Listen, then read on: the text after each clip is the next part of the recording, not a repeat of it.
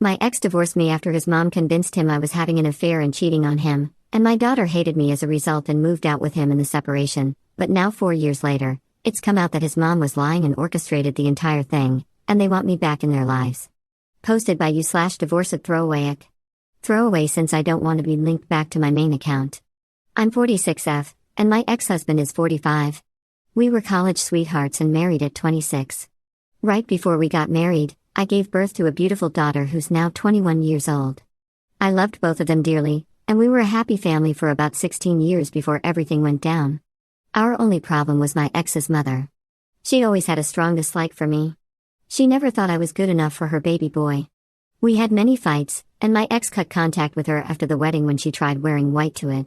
We had many encounters with her years after that, sending us gifts for my daughter and purposely trying to get us to contact her again and seeing her outside our house.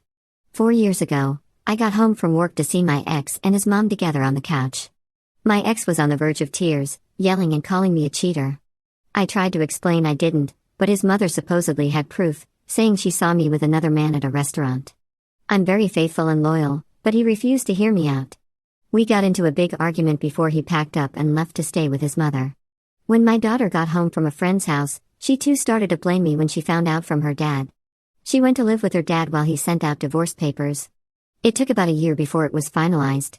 He got custody of her, and I was granted visitation rights, but she never wanted to see me. It took a long time to move on. I sought therapy and fell into a huge depression. I knew my ex's mother made it up to tear us apart. I can't believe he listened to her so carelessly. I don't blame my daughter, but it still hurts. I moved out of the house to allow my ex and my daughter to live there. I ended up moving to a small apartment. It's been 4 years, and I started to finally be happy again. I made new friends, we had so much fun, and I got a promotion at work. I still miss my family, my daughter, but I couldn't do anything about it. 2 days ago, my daughter called me. It's been 4 years since I last saw or heard from her. She said that my ex's mother admitted to lying. She said that my ex got a new girlfriend, and his mother was furious, claiming he shouldn't have one after all the trouble she went through to get rid of me. They got into a heated fight before he kicked his mom out. I nearly wanted to cry. I thought she would never admit it, and now I'm hearing from my daughter. She asked to meet up and apologized so many times. I told her we could meet tomorrow. Yesterday, I met her at a restaurant, but she brought along my ex, something she never mentioned, nor had I agreed to. He was apologizing, saying how much he missed me and that he dumped his girlfriend. He wanted us to be together again. I excused myself and left them there. I got back home to lots of phone calls from my daughter and text messages from her. She wanted us to talk, and she called me a jerk for leaving. I told her I wasn't comfortable and that she needed to understand. I had to mute my phone and put it down for a bit. I haven't responded yet, and I'm not sure what to do. I love her, but I can't talk to her with him there. Not yet, anyway. It feels so fast. I wanted to do it one-on-one. I'm deeply hurt and crying as I'm typing this. I don't know what to do. Top/relevant comments. Op-ads and edit to her post. I did not expect this post to start blowing up. I appreciate the love and support. However, I didn't make it clear about my daughter's custody. Her opinion mattered in court since she was 17 during the divorce. Although the divorce was about me allegedly cheating, my ex and I agreed to keep that apart from the actual divorcing process. We split what we needed to split, and let our daughter choose who she wanted to be with. She wanted to live with her dad, and I agreed. She was strongly adamant about not seeing me, so I allowed my ex to have full custody, leaving me with visitations. Not only that, I needed to find an apartment. I had to move out of the house. I was living from couch to couch in my relatives' homes. I didn't have space for her, and my ex mentioned it in court. It was the main reason she was granted to stay with her father. I was under stress, and I was not mentally well. I signed off my rights. I looked like a mess in court, too. There was also a lot more going on during the time. Commenter. First of all, take all the time you need. You don't have to follow their timeline. It's perfectly alright to write back, please give me some time and space to work through everything. I'll contact you when I'm ready, and then mute them. You could also contact a therapist or a counselor to have an impartial person to talk to, or friends you know to be clear-headed. You don't have to go through this alone, and you don't have to react immediately. By the way, your daughter is stomping over your boundaries. She didn't tell you that your ex would be there, thus setting you up for an ambush. You might have chosen not to meet her if you had known that your ex would be present. She withheld that information and took that choice away. You left, understandably, because you were overwhelmed, and she is calling you a jerk and bombarding you with texts? Sorry, that behavior is unacceptable, regardless of her motivation. Both she and her ex seem to think that they can snap their fingers and just start where everyone left off, with you immediately forgetting the past and the hurt you've endured. You should be your first priority, because they won't make you their first priority. So please take care and make sure that you make use of your support network. Please feel hugged. I wish you all the best. Ops response. I really appreciate seeing this. You're right. She crossed boundaries and made some petty, stupid decisions. Emotions are running high, and it may take a bit for things to calm down. I'm preparing a text to send to my daughter about going no contact unless she apologizes and handles it like an adult. I'm willing to hear her side, but not her acting like a jerk or involving anyone besides herself. I also contacted my therapist, and I'll be seeing her on Wednesday. Until then, I probably won't have an update unless something happens within the messages. I'm still really heartbroken, and I'm scared about how she is going to react to my message. I have my friends and my parents who are on my side if anything happens. They don't know where I live anyway, so I know I'm safe, and I can take my time. Op adds a second edit to her post. I'm crying again. I went to text my daughter about boundaries and building trust again, and she said there was someone else involved without my knowledge during the divorce. My ex's mother got into another fight with him earlier today and admitted to paying an ex-friend, someone she was fond of, to lie directly in my husband's face and say he was the one I cheated on with. He did it for money. My daughter basically gave me the silent treatment during the divorce, so she never told me. Neither did my ex's mom, for obvious reasons. Now, why wouldn't my ex mention it? Because he thought I would just deny it, which I would, since I didn't do it. I bet he was so confident in himself, too. I hate them both. Like mother, like son, apparently. I can't believe I loved him. He didn't even try to hear my side. I even tried giving him my phone to prove my text messages were innocent, and he went, nope. I got a verbal confession from said ex-friend, but I won't tell you because communication does not exist. I am beyond furious. Who does that? Pay someone to purposely cause a strain in a healthy relationship? Absolutely ridiculous. Update 2 days later. Hi. Within the past 2 days, a lot of stuff came out, and I'm beat. First of all, thank you for the support and advice. There were so many, but I decided to follow the ones I thought fit best for me and my daughter. In the last post, I mentioned in the comments about an update.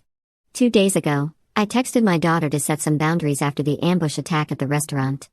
As we were talking, she mentioned new information about my ex and why he chose his mother's side over me. Earlier that morning, his mother confessed that she had paid an ex-friend of ours to lie directly in my ex-husband's face, claiming to be my affair partner. Mind you, I never had cheated in the first place. My ex took that as solid evidence and divorced me because of it. His mother is a master manipulator and had him around her finger throughout his childhood, so I'm not surprised why he'd take her side. He didn't know that the confession was fake until a few days ago. I wasn't even aware of the entire thing for 4 years. No one had brought it up to me. My daughter gave me the silent treatment. My ex's mother obviously wouldn't tell a thing to me, and probably told my ex-husband to keep quiet and to only focus on the divorce. I'm still really saddened, but everything makes sense. I was so mad at him for leaving me over her word, but it was much more than that. Besides that, I decided to give my daughter another chance. She will not know where I live or any personal information to indicate where I am. I'm keeping low contact with her. I don't want her spreading it to her father or other people. I'll only show up during important events. Graduation, weddings, etc. I know my ex-husband will also attend. If that's the case, then so be it. I requested my daughter to put her father on the phone. He, of course, apologized so many times and hoped we could have another chance as well. He said he'd do anything to make it up and that he loves me. I said no. I explained that I was keeping him no contact and that I was heartbroken when he didn't communicate to me about the cheating allegations and only assumed that I was practically homeless for a short time and needed to see a therapist to help move on. That I wanted to be left alone and am currently not interested in another relationship. Then, I gave him a new email in case of emergencies directly involving our daughter. Anything else I will discard. That was the only time I spoke to him in the past 2 days. I've been talking to my daughter, setting boundaries and whatnot. She gave small updates about what was going on with her side. They went no contact with my ex's mother, so that's good. I told her never to contact that woman again. She also apologized about her behavior at the restaurant, and that it won't happen again. I understand that emotions were running high and everyone was tense. I forgave her. I still really love her. Mistakes can happen. Now, a lot of you said to sue my ex's mother. I spoke to my therapist about it earlier today. She said it wasn't wise to do so. It'll put more emotional distress on me, and I might have to see her again and may relapse into a depressive state. I really don't want that. I don't want anything to do with that woman again. All I want to do is focus on myself and on my daughter. I want to rebuild our relationship, and it will be ruined if I do something drastic as in suing my ex's mother. I won't be pressing charges unless something else happens to the point where police are involved. That would be different. Other than that, I'm taking a break. My daughter can text me anytime she wants, but I did say that I may not always reply since I want to remain low contact as of now. Thank you so much for the support and love. I can't express how grateful I am. I'm sorry I haven't replied to any of the comments. There was so much, and it was very overwhelming. This may be my last ever post on this account unless something happens in the near future. You guys are amazing. Thank you. Top/relevant comments. Commenter. I am very sorry for all that you have been through. You are handling this extremely well and setting boundaries to protect yourself. I just have to say, I wonder how this ex-friend lives with himself, knowing he played such a huge role in ending your marriage. Ops response. He's a drug addict. I'm 100% sure he took the opportunity to buy more drugs. It was the reason why we dropped him, since he would beg us for money, along with other junkie friends he had. He wasn't even that nice, either. He was kind of rude. I honestly hope he's miserable. Second update same day. Posted by you/Ether Dakuna. My mom recently made 2 posts about our family under the title My Ex Divorced Me and Now He Wants to Be Together Again after 4 years. I'm their 21-year-old daughter, and I'm going to explain my side of things. Yes, I have been given permission from my mom to post this. There were a lot of things she neglected to say on her part. This is how I interpreted what happened on my side since you all are quick to blame. 5 years ago, when I was 16, my dad called me. He said he was at his mom's house and that I needed to pack my things so he could pick me up. He told me that my mom had cheated on him and now he was going to divorce her, so I did exactly as I was told. I was really mad at mom for doing such a thing. I thought they were inseparable. I was surprised. I thought they loved each other, and when mom was accused of cheating, I resented her. I yelled at her. I called her really hurtful things that I regret saying. I left to stay with dad. The entire time I refused to talk to mom during the divorce. I really hated her. I truly did. During that time, I was with dad and my grandma. I met her a couple of times, and my mom openly hated her. I didn't know why. She seemed sweet and supportive, helping my dad get through. She bought me presents and let me live under her roof. She was a stereotypical loving grandma. Mom ended up moving out so we could have the place back. In court, I favored my dad's side and it was approved. I refused to contact my mom. It was like she didn't even try to fight to be with me. I was still really angry at her. Dad was crying on some days. He was really stressed and saddened. She did too, but I thought it was the guilt of being caught and now having nowhere to go and being divorced as a consequence.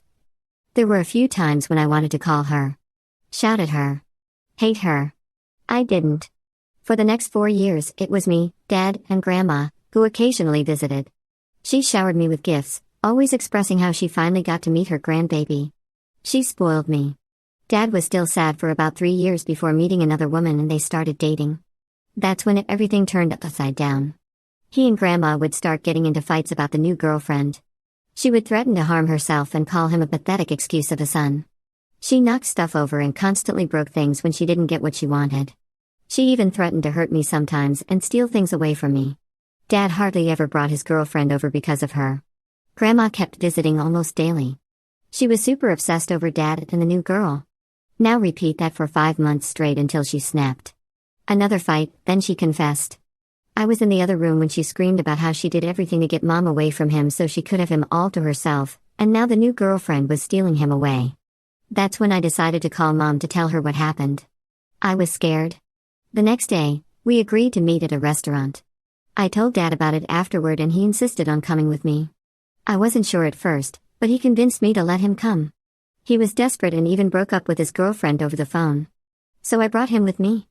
I didn't tell mom, and when she came and saw us, she was uncomfortable and left after dad was practically begging on his knees. I ended up calling her a jerk. I was stressed and overwhelmed. I blurted out something I didn't mean. I get why she left. There was no excuse for my behavior. I started spam calling her and texting her constantly, trying to get a response from her. Some messages weren't nice. I was not thinking properly. Dad was bawling and started saying some depressing thoughts about how he hated himself and that he wished he was dead. I panicked. Like, what am I supposed to do? The next morning, Grandma came to the house while Mom was sending me long paragraphs about wanting to have a relationship again but needing boundaries. The two were arguing downstairs until Grandma admitted to fabricating the affair confession.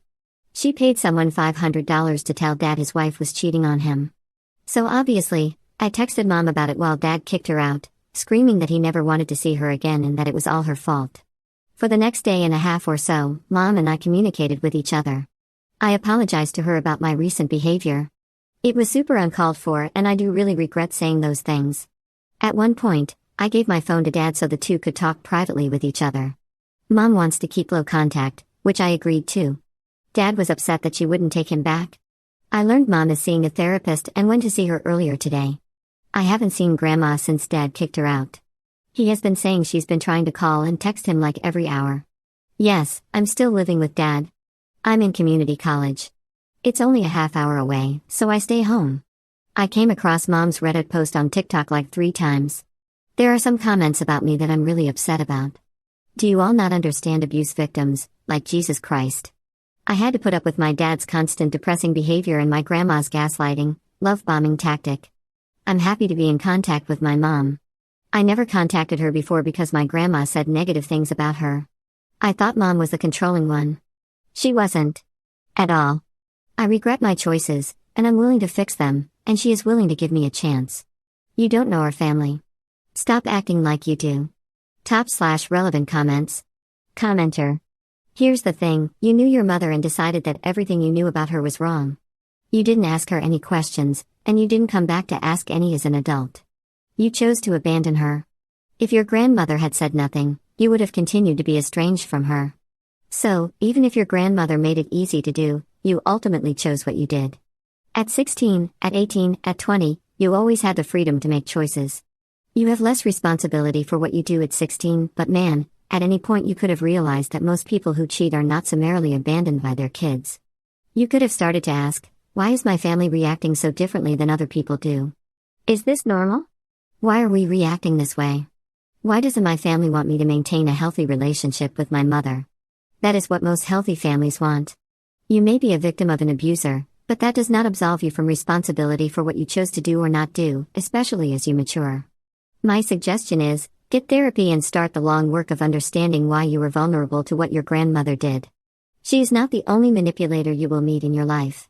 You need to understand what makes you vulnerable to how she operates so you don't repeat this with grandma or some other person with the same way of operating.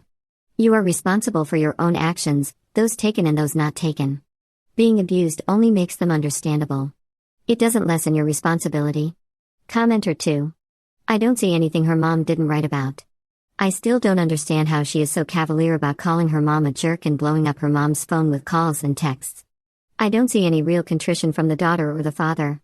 They seem to feel very sorry for themselves for having been under the spell of the evil grandmother. They also seem to lack the maturity to take a step back before blowing up the mom's life again with their demands. Everyone needs to take a giant step back before you destroy each other even more. Commenter 3. I honestly have no sympathy for you and your father. You allowed your grandma to break your family. You believed words worth $500 instead of asking for an explanation. At the time, your mom didn't even know who the alleged affair partner was. That's how badly you blindsided her. She was wrongly accused, abandoned by her family, and left to be homeless and fend for herself. 4 freaking years. You were 16 years old. You should have known better. At 18, you should have known better. You made horrible mistakes, but your mother paid for them. Third update 4 months later. I honestly don't even know if this is still relevant. I was originally about to delete my account, but kept it for a final update. After this, I will be gone. For the update, it's been a roller coaster. My daughter had posted her side of the events, which I did not realize how crappy the post really was until you guys pointed it out. We decided to speak about that more in family therapy, and she apologized for it. She logged out of the account and isn't using it anymore. I'm paying for our family therapy and individual therapy. I said that as long as she goes to school full-time, I will be financially supporting it.